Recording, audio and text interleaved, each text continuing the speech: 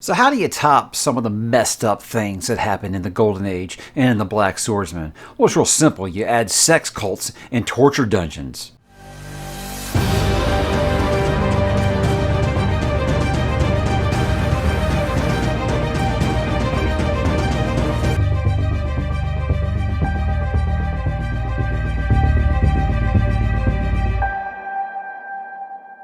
Hey, what's up, bookworms and berserkers? I guess technically I should start calling you guys strugglers now, right? I just like berserkers. It makes me think of like X-Men, like things years of reading X-Men, guys. So hey, what's going on? We are back again to talk a little more Kentaro Miura and Berserk. This time, guys, we are going to be talking about just the Conviction arc. Now, this is an arc that I think you've heard of, but it's not quite as much as like you've heard of like the Golden Age, or even to me as someone who never read the series. I had heard of the Golden Age, I had heard of the Falcon of the Millennium arc, but I never heard of Conviction until I started actually reading.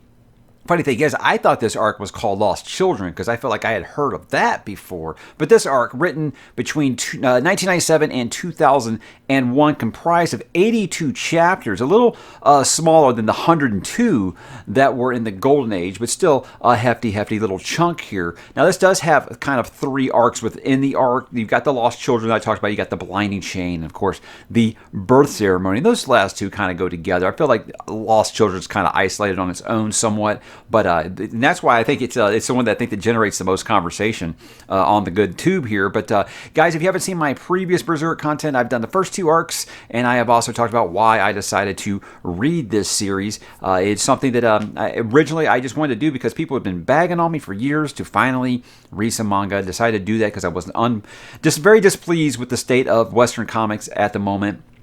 And then right after that, Miura passed away. So it was something that I didn't do because he passed away. I started reading this actually about 2 weeks before he left us. So to read, I'm looking at it very much like a tribute read here. So nothing but respect for the man, the creator, and now the legend, Kentaro Miura. I like to get that out there before because a lot of people think I do these for clicks. And guys, I have never let clicks dictate this channel. That's why I'm not talking about One Piece. Oh, wait, I'm not allowed to talk about this. Anyways, guys, there will be no spoilers here for the original part. Now, what I do with my standard reviews, no spoilers, and then I'll talk about spoilers at the very, very end. So if you guys are waiting for that part, I do have the timestamps. If you want to just ignore everything that I say for the first 20 minutes, hey, that's up to you if you want to get just to the spoilers. But I like to make this accessible for everyone, regardless if they've read it or not yet. So the big question going into this is, did the Golden Age set the bar a little too high for me? Because I loved the Golden Age. And I want to say I came into this with checked expectations. But did it cross that high bar? Let's get into it, guys, by beginning with what is it about? Now, we are back in the real time here. And Conviction focuses back on the version of Guts first introduced in the Black Swordsman arc. Now, on his travels, he meets a young girl named Jill, who takes him to her village. There, he learns of attacks from elf-like creatures that have led to years of child abductions. While investigating this threat, it is revealed that Guts is being pursued by the Holy Iron Chain Knights, an elite military order led by Commander Farnese. Haunted by the events of the eclipse, as well as the visions of his demon child, Guts longs to be reunited with the now-missing Casca, all the while being pursued by the Holy Iron Chain Knights and the pending threat of Mazgus and the Holy See and a whole lot more.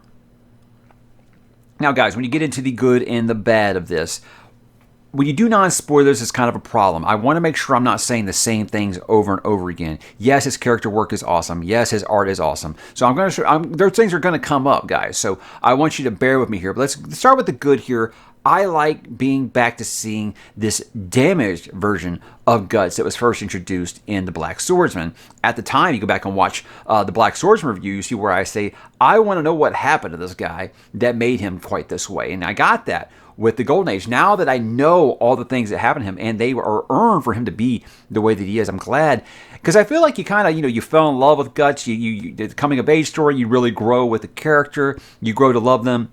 And seeing him back like he is at the beginning of Black Swordsman, you see this guy is jaded, he is damaged, he is all messed up, and I like seeing that side of him. But here's the thing: is like I feel like at the beginning, the character growth through the Lost Children arc is it really feels like it's dealing with is Guts really being pursued and fighting monsters, or has he become the monster? That's something I think that is really in my opinion, that's what it kind of felt like to me. Was he was still very much okay. You've got morally gray, and then you've got like, is this just bad fighting the bad here? Now I've said this arc seems to be very divisive amongst the fan base, and the thing with that, guys, is I'm not reading a ton of that stuff because I'm afraid of being spoiled. So I haven't really got into it, but it just seems like people on my Discord and stuff are kind of arguing about. Some love the Lost Children arc, some really can't stand it. I kind of guess I kind of fall somewhere in the middle. I'm kind of mixed on it a little bit, but I do like some of the things it introduces, but I'll get more into that when I get into spoilers here at the end. But I do like this arc introduces not just Lost Children, but all the Conviction. Does give us some new villains really here. You got Farnese, who is very much a different kind of villain than I was expecting, very devout and very committed to the church and things like that, but very committed to her duty. Obviously, in this world, you have a young girl leading all these male warriors. It's something that's going to come up and play into things. So she feels like she's got something to prove, and I think that she's very much like almost like a adjunct Tavor from Malazan or something like that. That she's got to be a little extra hard in front of her men to kind of maintain their respect, and that's probably something very difficult for her. So again, he gives these villains layers. It isn't just mustache twirling bad guys, and I like that about them. With Serpico, I'm not really sure what the deal is with Serpico. He kind of touches a little bit. He definitely seems very loyal to her, much more so than the Holy See or the Chain Knights. He really does seem like he's just going to do whatever she needs. He's going to be there for her. He's really fast. I mean, that's kind of what I got out of this. His confrontation with Guts is interesting, to say the least. Then you got, Azan? I'm saying Azan. If I'm saying that wrong, hey, it is what it is. I like he's very much, in my last review, I said kind of that I thought that Griffith was almost like an Arthurian legend. I don't want to say they quite like that, like a Knight of the Round Table, but he does have almost like that code, that knight's code of chivalry and things like that. And it was really unexpected in a band like this, where all the enemies that have always been pursuing Guts have always been, pretty blatantly bad guys, I guess you'd say. So this, it seems like a quality character, and he has some really good fights in this, and I like the character. Then you got Mozgus. This is something. Now, this almost seems like something right out of Preacher or something by Garth Ennis, this character. It's weird how his face changes, but I mean, it's really cool. It's really cool. He's a very, very messed up character. And again, you get in that fine line of, okay, are you being a servant of God, or are you trying to be God? And I think that's something that, there's a very fine line there, and he doesn't just seem to, kind of cross that line. He seems to like take giant leaps over that line. So again, he's introducing a lot of new villains here that I think they all have very different layers to them, and that's what makes me interested to know more about them, other than just I'm a bad guy because the text says that I am.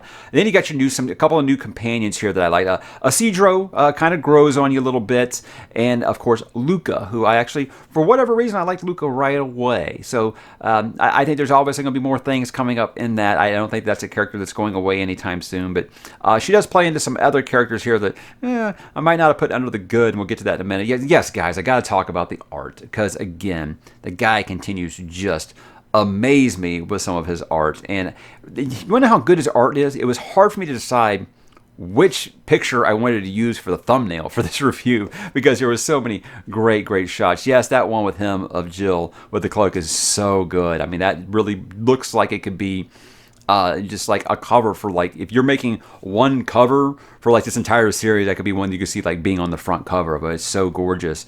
But again, I mean, just think about what this guy can get out of two colors. It's amazing. Yes, there's multiple shades of it, but you're just dealing with black and white here. It's just so gorgeous what this guy is able to do. And it's I think it's just, all those years of American comics, it feels like, they could cheat a little bit. I'm not saying that there weren't good artists, because obviously there are. I mean, they're some of my favorite artists of all time.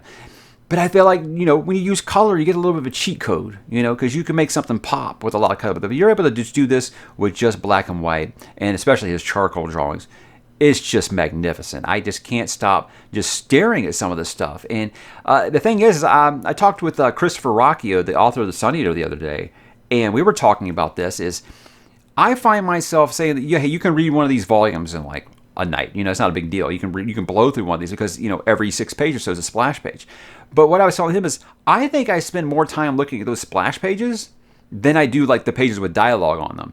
And the way he put it was, he spent like 8 days drawing this talon on a foot. I think I could take 8 seconds to look at this picture, right? So yeah, I do find myself in. Whereas with most splash pages, I'm like, oh, that's cool, and I just keep going because I'm all in the story. With this, I stop. I like, I'm reading it digital, so I zoom in, things like that. I look at every little detail, and he's got all kinds of stuff there that I feel like you would just kind of glance over if you weren't really studying him. So he really earns your eye's attention with his art, and it just seems like it's getting better and better. But guys, this is Berserk. We got to get about the monsters here. He's got some crazy new monsters here. The great goat, I guess that they're like, it's the head of this, like this sex cult. Man, that is wild. That is a wicked fight. Really good fight. One thing I kept saying in the last ones I didn't like is that, yeah, I don't necessarily say that I didn't like it.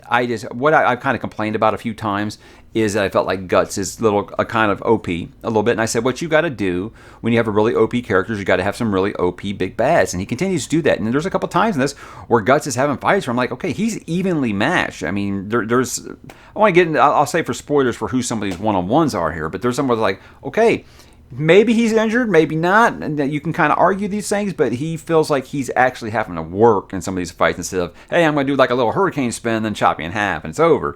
No, he's having to work versus a lot of these big bads. Of course, Mazgas, before and after his final form, let's so say. And you know what? I'm going to count them as monsters. I'm going to talk about Mazgas' crew because these guys are completely inhuman monsters. Like I said, the whole torture chamber scenes, holy hell, is that some messed up stuff. Yes, guys, if you read Berserk for the messed up stuff, it's going to be here. I don't think there's anything quite as disturbing in this arc that happens, to a certain lady character in the last arc, but there is some stuff still. I'm still going to say, yeah, not safe for work, guys. Read this one in the privacy of your own home for sure. But again, it's gorgeous art, it's gorgeous storytelling, and I can't say anything bad about that at all. But yeah, again, guys, if you are very sensitive, this is not the comic not the manga for you. I'm going to get used to that eventually, guys. I am still new at this. But it's got some things that make you be like, wow. Wasn't any awkwardness when you were like previewing these panels among your staff, I bet at all. But look, there's some return of some characters too that are pretty cool. That again, I'll talk about in spoilers here, but you're not worried about every time there's a new arc. It just feels like completely like episode of the week kind of thing. You do have things that are still tying into Golden Age, things that are still tying into Black Swordsman here, and those threads continue to progress, and you get some questions answered, but you still get some new ones, and I think that's just good writing. Put some hooks into you, but don't give you no answers and insult you the whole time. Definitely doesn't do that. His writing does remain great. And I mean that just in the storyline as well as the dialogue. All remains great. There are some big moments that have incredible payoffs here, like especially some reunions of some characters. Some of the best stuff. And, get you in the feels a little bit. Not quite as to the level of Golden Age, for sure, but there are some really big moments here that'll have you being, not tears of joy, but close. Now, guys, again, if you have only watched this channel for the manga stuff, you don't understand my format. I do the good and the bad. Now, the bad is going to be subjective. I don't necessarily think these things are bad, so take it easy on me. I could not stand Nina. And I always say a character that's actually bad or badly written is a character that you're indifferent to. You don't care one way or the other. No, obviously he's writing Nina very good because I couldn't stand her. I could not stand her the whole time. I was angry when she would get out of a bad situation alive. I was like, ha, she's about to get eaten by a big greasy monster. But that's a character I could not stand. What else? Puck and Isidro, their antics do start to grate on me a little bit, guys, and that's just one of my things about that kept me away from anime for so many years and manga. Just some of those antics, and I'm sure you know the ones I'm talking about. That's just not stuff. It takes me out of it because I'm not saying that this story is so super serious that you can't have moments of levity. Sometimes I think they might just be a bit too much. I felt like maybe, you already had Puck. Did you really need Isidro there to do kind of the same things? Now, I'm sure he's going to give Isidro some big growth arc, and it's going to be amazing. So I'm not worried about that. Some of the humor doesn't land for me at all. Like I said, Lost Children for me, I think I fall somewhere in the middle of the people who love it or don't love it. I was kind of meh on it. I wasn't really feeling the Rosine and Jill. I wasn't really feeling the Rosine stuff very much, but the very end of that arc, the stuff with Guts and Jill, very good. And I think it really It's one of those things I think it's going to age well that when I read this, because I will read this again, guys. I've already said I can see myself reading this series again for sure. I think on a reread, this is going to be a section that I really grow to love. But at the first read, I was just kind of okay with it. And look, really the only bad I got for this is it had the unfortunate responsibility of being what came after the Golden Age, which I have just put on a pedestal already because I said it's one of my favorite coming-of-age stories ever. So it had a high bar of expectations. You know, sometimes it's tough being that act that follows the Hall of Fame rock band on stage when you're just like basically getting out of music school. That's what it kind of feels like by comparison. So that's nothing that I can really legitimately call a bad, guys. I just don't have very much to say bad about this book at all. So let's get into why you should read it. Now, look, if you've made it this far in the series, I don't see any reason why you should stop. I've had a lot of people in the comments who have said, you know what, the Golden Age is good, but I think that there are other arcs better. There are some people who said it never reaches the highs of the Golden Age again. So I think this is obviously going to be subjective to everybody. With me, it's like, yeah, coming of age is my thing. But now that I've grown attached to these characters, I want to see the decisions they make as they're older. So cool, but the character growth, guys, just continues to be amazing. Just in this arc alone, where Guts starts and where he ends, two different characters, and it's earned. It is not rushed at all. You get some questions answered, like I said, but you get a bunch of new ones. And again, I cannot state enough that some of the reunions on this are really, really special, and you're going to love them. Now, if I got some final thoughts before spoilers here, I had concerns going into this because, like I said, I have a lot of mixed opinions about this arc. It seems like everyone just about on my server loves Golden Age and they love Falcon of the Millennium. Fantasia and Conviction, a little more mixed amongst that crowd. So I did have that guard up a little bit.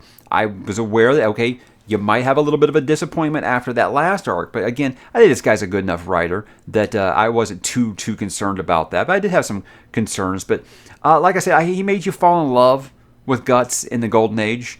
And then going back to seeing him be the very jaded person that he was in Black Swordsman, at first was a little tough of a process to get back into.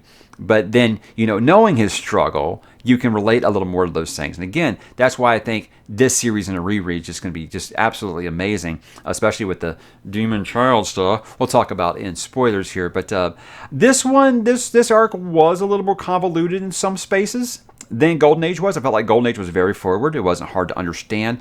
There are some things towards the end, and I know I sound like a broken record, I keep saying I'll talk about them more in spoilers, but there are some things that, look, a lot of times people will listen to my thoughts on these things and be like, oh, well, you just didn't get it. Yeah, I'm admitting it. There are some things I probably didn't get. And I don't know if it was just because I didn't get them because you're not supposed to get them, as in you'll have them answered later, or I'm not above admitting, guys, sometimes I just miss some stuff. There are some things that happen in the final act of this arc that and I had to go on the Discord and ask a couple people, and I'm like, I didn't get that was implied at all. So this one's very back to feeling very dark fantasy, where I feel like last one, coming of age fantasy setting, but it really felt like it could have fit just about anywhere. This one really back to the fantasy elements with the monsters and the reliance upon prophecies and things like that. Not that those weren't in Golden Age. I feel like it's very, very heavy in this one implied. But guys, that's pretty much it. I think it was another great arc. I'm looking forward to continuing. I did take a little break before I started Falcon Millennium, reading Death Note in between those, and that's just because it's such a long arc. I wanted to make sure I took a break. Wanted to record this first because I like to record this before I continue the next arc because I don't like it to affect my opinion at all. But without further ado, guys, I think we should talk about some spoilers here first. Okay, did you pause or did you stop if you hadn't read it yet? I hope you have. Okay, Rosine and Jill, their story never really moved the needle for me one way or the other. I mean, yeah, I thought it was like shocking when you found out that Guts just basically killed a bunch of kids. So yeah, they were like throwing them in pits and burning them and stuff. It's like, Jesus Christ, yeah. So again, Miura never has a problem getting you to audibly cry out loud, Jesus Christ, or whatever religious act of blasphemy you might do. It's just there's some things that are really, really shocking. But again, Rosine and Guts fighting all the elf fairy butterfly things, it was just okay to me. I wasn't really feeling it at all. But again, Guts' speech to Jill when she, says that she wants to come, travel with him, that was really good. Great. Probably my favorite quote in this whole arc. Just some really, really beautiful dialogue there. But I also wasn't really sure what to make of Farnese at first. Is it Farnese or Farnese? I'm saying it changes. I probably said it both ways this review, and that's just going to happen sometimes, guys. But I won't lie, when Guts is fighting Azan, and it's a really good fight, by the way. And like I said, I don't know if it was because he was injured or what, but I was like, okay, this guy's holding us. I was like, oh, great, really awesome character, and we're already going to cut his head off, because he's fighting Guts, right? But they're pretty evenly matched. He decides, hey, the best way to do this is take out the leader and and kill the morale. So he goes after Farnese, and she just gets like this lucky swipe in, and it stops him. I was so mad at first because I was like, are we really going to be doing like the movie, not the book, the movie version of Conan the Barbarian? He's just going to be like a prisoner for some years now or something like that. No, he's in prison for a couple of pages, really, before he does that little breakout. But Farnese is a character I don't know. I'm still kind of remains to be seen on her. She's got some wild stuff that happens to her in this, but I don't feel like obviously she's long to be a villain. I think that she's going to switch teams here, as it kind of seems like. But at first I was like, what the hell? No one's been able to stop this guy, and she just got a lucky swipe in and stopped him. But I think it kind of makes it more charming in hindsight. But yeah, again, that fight with Azan, really cool stuff. I liked a lot of it. I still really not sure what to make of Serpico. Like I said, really, I don't know much about him except that he's going to do whatever he can to help Farnese. I don't know if he's just in love with her. I don't know if he owes her like a life debt or something like that. If that's implied in this, I missed it. It went over my head. Sometimes, guys, I read these late at night and I am starting to fall asleep, but it's still good. I don't want to stop. I might have missed something. I'll admit that. I might have. So with Serpico, obviously, I said I feel like Farnese is about to switch sides. He's clearly going to follow. And, him and Guts do have that kind of standoff on that side of the cliff there. It was really, really wild. But, I think even Guts is surprised at how fast he is there. But the escape sequence from being in prison was really, really good. He takes Farnese prisoner, and some wild stuff happens in that. Do we need to talk about the horse attempted rape scene? Because that is some of the craziest shit I have ever seen in any comic, manga, anything. I have never seen anything that wild. It was like, wow, this guy just does some stuff that, like, in any other series would be like, what are you doing, dude? No, you can't do this. And I'm just like, oh my God, what's going to happen? So yeah, it's crazy. And then she's like possessed, and she's trying to get with Guts, and she like starts grinding on his sword and stuff. It's like, this is nuts. Like I said, whenever they're doing the proof for these panels, I'm sure that was a very, very comfortable situation there, because some of these are just like, wow, I can't believe, how long he probably took to draw some of these things. It's just not awkward at all. But I think the quest to find Casca is good, and that all starts with Godot, giving Guts basically the medicine that he needed to take, and I like that. I like that came back to pay off. Hey, look at this. Your sword looks like shit, but hey, I know what I'm going to do. I'm going to give you a good tongue lashing while you're here and tell you to stop being stupid, because Casca's missing now. I'm going to say stop being stupid and do what you need to go do. And I felt like that was the changing moment, for Guts, because he was pretty much in that, like, fuck the world kind of attitude, and where he was like, hey, what am I doing? It's been 2 years. Maybe I need to get my shit together and get out there and do something and go find Casca. And that's what, at least me, as the reader, wants to see happen. I like seeing those two kids get together, even though clearly, her memory isn't all there and things like that. But I don't know what's going to happen there with Casca in this. I don't know, is she just going to be completely so traumatized the rest of the series? Or what? Is there going to be a moment where, snap, she remembers everything? I don't know. I'm not really sure. I feel like I've seen that kind of trope in other things before, and I know how it's going to end, but with this writer, I feel like he's going to have some surprises for me. For all I know, in the series where it stopped when he unfortunately passed away, she could still be like this. I don't know, and I like not knowing these things. It gives you fun things to ponder. Kind of like every time the Skull Knight talks, and I have no idea what he's talking about. Seriously, whenever this guy talks to Guts, it's like trying to decipher an epigraph in a Malazan book. I have no idea what's going on. And I do like that Guts is basically like, what are you even talking about? Because I kind of felt the same way. Like, dude, you're answering your riddles with riddles at this point. So I don't feel like I know very much more about the Skull Knight in this half than I did in Golden Age. This last act, guys, is where some stuff got kind of cloudy for me because I didn't understand a lot of that. I didn't understand very much stuff with the Demon Child and the Apostle Egg thing. I had to have some people kind of explain stuff to me.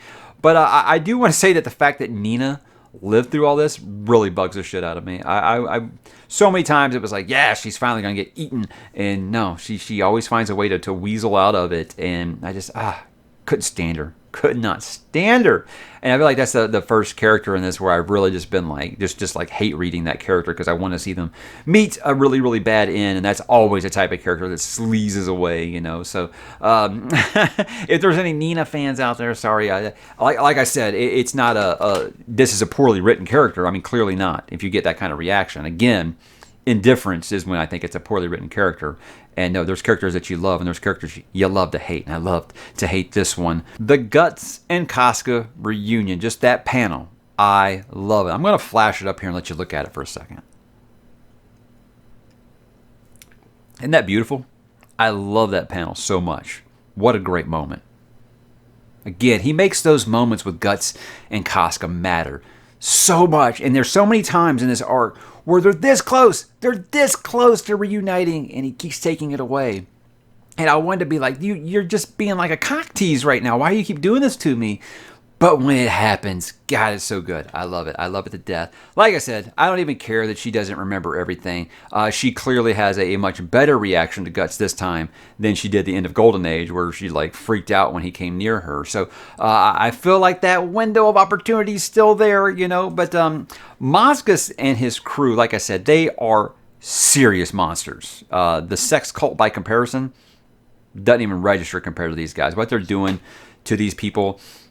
Like the one where like is, oh, okay, you were just doing this to protect your child. You repented. Okay, come with me. We'll take care of you. And it's just to torture the shit out of her. And I'm just like, oh my God, how brutal was some of that stuff. I mean, just some of those drawings. Oh my God. I mean, I don't feel like I can in good conscience show them to you. Who am I kidding? Yeah, I can. I can show them to you. Why not? Why not? This video was marked as, you know, for adults, not for kids. So there you go. Have some of that. Is that wild? Or what? That is just crazy stuff.